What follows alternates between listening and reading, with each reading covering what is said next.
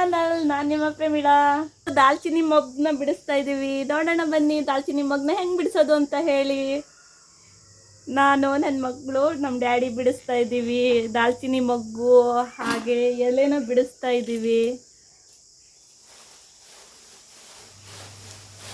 ಅದು ಬಿಡು ಮಗ, ಹಂಗೆ ಮಾಡಬೇಡ, ಈ ಕಡೆ ಬಾ, ಚಿಕ್ಕದು ಅಷ್ಟೇ ಸಾಕು, ಬಾ.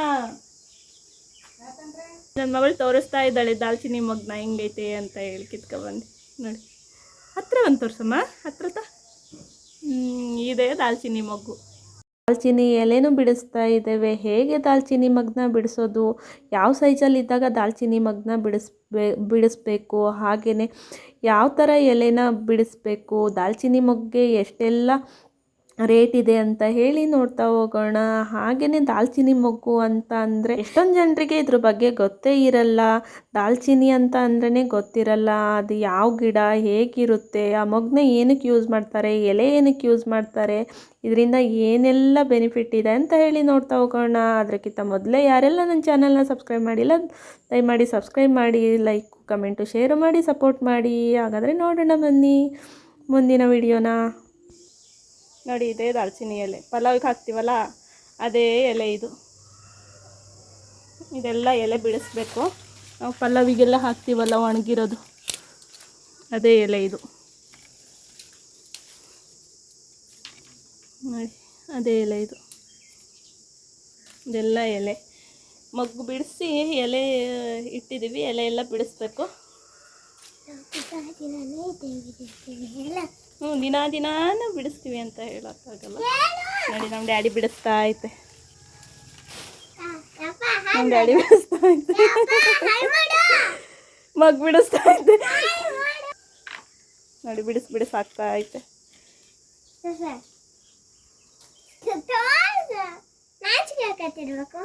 ಒಂದೊಂದೇ ಬಿಡಿಸ್ಬೇಕು. ಇದನ್ನ ಒಂದೊಂದೇ ಬಿಡಿಸಿ ಹಾಕಬೇಕು. ಎಲೆನೂ ಅಷ್ಟೇ ಒಂದೊಂದೇ ಬಿಡಿಸಿ ಹಾಕಬೇಕು. ಇದೆಲ್ಲ ಮೊಗ್ಗು ಬಿಡಿಸಿಟ್ಟಿರೋದು ಕಡ್ಡಿ. ಎಲೆನ ಬಿಡಿಸ್ಬೇಕು, ಎಲೆ ಬಿಡಿಸಿ ಎಲೆ ಬಿಡಿಸಿ ನೆರಳಾಗಿ ಒಣಗಿಸ್ಬೇಕು. ಇದನ್ನು ಇದು ಮೊಗ್ಗು ಹಸಿ ಇದ್ದಾಗ ಮೊಗ್ಗು ಹಿಂಗೆ ಇರೋದು ನೋಡಿ. ಇದು ಬಿಡಿಸ್ತಾ ಐತೆ. ನಾನು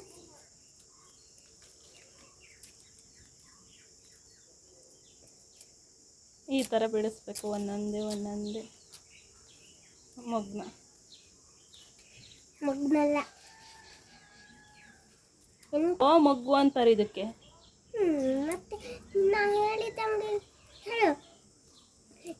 ಈ ಥರ ಬಿಡಿಸ್ಬೇಕು ಮಗು. ದಿನಾನು ಬಿಡ್ಸೋಕ್ಕಾಗಲ್ಲ. ವಾರಕ್ಕೊಂದು ಇಯರ್ಲಿ ಒನ್ಸ್ ಬರುತ್ತಿದು. ಇಯರ್ಲಿ ಒಂದು ಸರಿ ನೋಡಿ ಈ ಥರ ಇರ್ತವೆ. ಸರಿ ಇಡಿಮ್ಮ, ಈ ಥರ ಇರ್ತವೆ ಮೊಗ್ಗು. ಈ ಮೊಗ್ಗನ್ನ ಒಣಗಿಸ್ಬೇಕು ಬಿಸಿಲಾಗೆ. ಇದು ಮೊಗ್ಗು ಮಾರ್ಕೆಟಾಗೆ 1 kg 800 900 ಎಲ್ಲ ಐತೆ. ಒಂದು ಮರದಾಗೆ ಡೇಲಿ ಒಂದು ಮರಕ್ಕೆ ಎಷ್ಟು ಸಿಗ್ಬೋದು ಕೆಜಿಗೆ? ಒಂದು ಮರಕ್ಕೆ 2-3 kg ಸಿಗ್ಬೋದು. ಇದೆ ನೋಡಿ, ಇದು ಬಿಡಿಸ್ತಾ ಇರೋದು, ಮೊಗ್ಗು ಬಿಡಿಸ್ತಾ ಇರೋದು. ಇದು ಈ ಥರ ಇರುತ್ತೆ. ಕಡಿ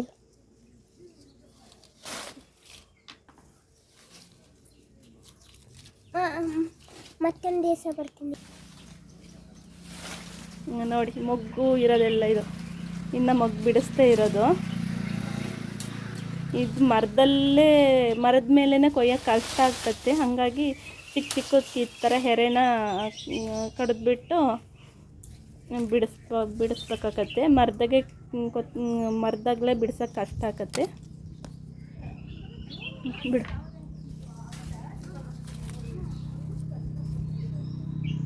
ನೋಡಿ ಮೊಗ್ಗು ಹಿಂಗಿರ್ತದೆ. ಇದೆಲ್ಲ ಒಂದೊಂದೇ ಈ ಥರ ಬಿಡಿಸ್ಬೇಕು.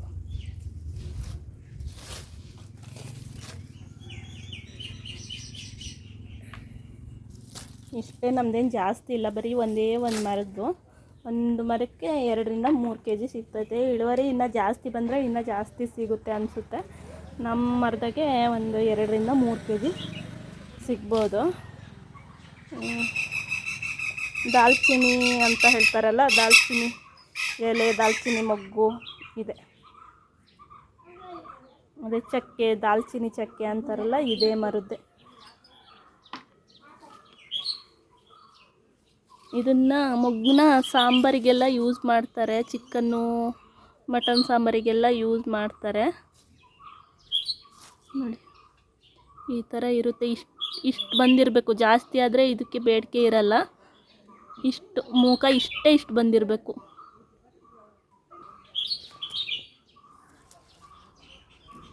ನೋಡಿ ಮುಖ ಇಷ್ಟೇ ಇರಬೇಕು, ಇಲ್ಲಾಂದರೆ ಇದು ಜಾಸ್ತಿ ದಪ್ಪ ಆದರೆ ಇದಕ್ಕೆ ಬೇಡಿಕೆ ಇರಲ್ಲ. ಸುಮ್ಮನೆ ಕೊಯ್ದರೂ ವೇಸ್ಟ್. ಇದು ಈ ಸೈಜಾಗಿರ್ತಾನೆ ಕೊಯ್ಬೇಕು. ಇಷ್ಟಿದೆ ಬಿಡಿಸೋದು. ಆವಾಗಲೇ ಕೊಯ್ದು ಆವಾಗಲೇ ಬಿಡಿಸ್ಬೇಕು, ಚೆನ್ನಾಗಿ ಬರ್ತೈತೆ. ಕೊಯ್ದು ಒಂದಿನ ಆದರೆ ಇದು ಬಿಡ್ಸೋದು ತುಂಬ ಕಷ್ಟ, ಎಲ್ಲ ಬತ್ತೋಗ್ಬಿಡ್ತಿರ್ತೈತೆ. ಆಮೇಲೆ ಮೊಗ್ಗೆಲ್ಲ ಬಿಡಿಸಿ ಎಲೆನೂ ಬಿಡಿಸ್ಕೊಂಡು ಒಣಸಿ ಇದನ್ನು 100 ರೂಪಾಯಿ ಕೆ ಜಿ. ಡ್ಯಾಡಿ 100 ರೂಪಾಯಿ ಕೆ ಜಿನಾ? 100 ರೂಪಾಯಿ ಕೆ ಜಿ ಹಂಗೆ ತಗೊಂತಾರೆ. ಎಲೆಗೂ ಬೇಡಿಕೆ ಐತೆ. ಪಲಾವ್ಗೆಲ್ಲ ಯೂಸ್ ಮಾಡ್ತಾರಲ್ಲ, ಇದೇ ಎಲೆ, ಅದು ಇದೇ ದಾಲ್ಚಿನ್ನಿ ಎಲೆನೇ ಪಲಾವ್ಗೆಲ್ಲ ಯೂಸ್ ಮಾಡೋದು. ಈ ಮರ ಹಾಕಿಂದ್ರೆ ತುಂಬ ಬೇಡಿಕೆ ಐತೆ ಅಂತಲೇ ಹೇಳ್ಬೋದು. ಮರ ನೋಡಿ, ಇದೇ ಮರ ನಮ್ಮ ಮನೆ ಮುಂದೆನೇ ಐತೆ ಇದೇ ಮರ. ಇದು ಹೆಚ್ಚು ಕಮ್ಮಿ ಒಂದು 15 ವರ್ಷದ ಮರ ಇರ್ಬೋದು. ಆಲ್ರೆಡಿ ಒಂದು 15 ವರ್ಷದ ಮರ ಇರ್ಬೋದು.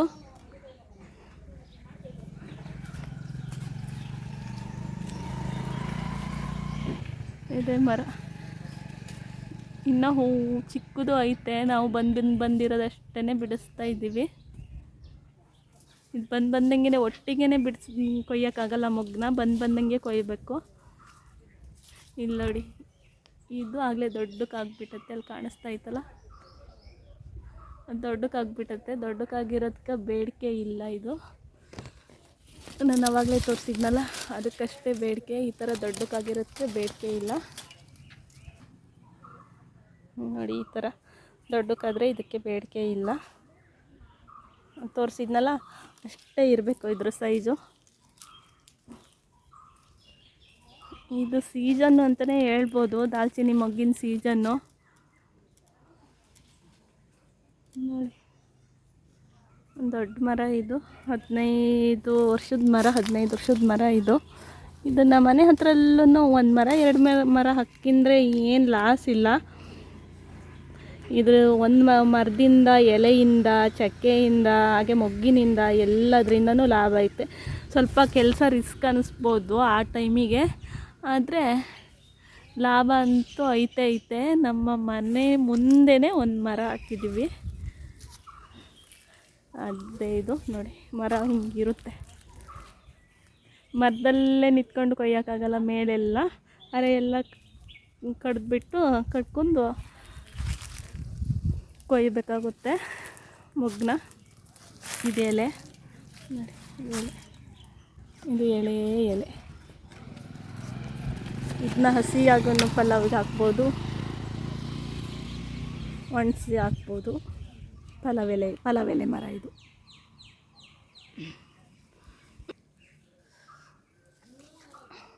ಚಕ್ಕೆನ ಹೆಂಗೆ ಕೊಯ್ತಾರೆ ಅಂತಂದರೆ, ಇದು ನೋಡಿ, ಇದು ಮರದ ಕಾಂಡ. ಇದು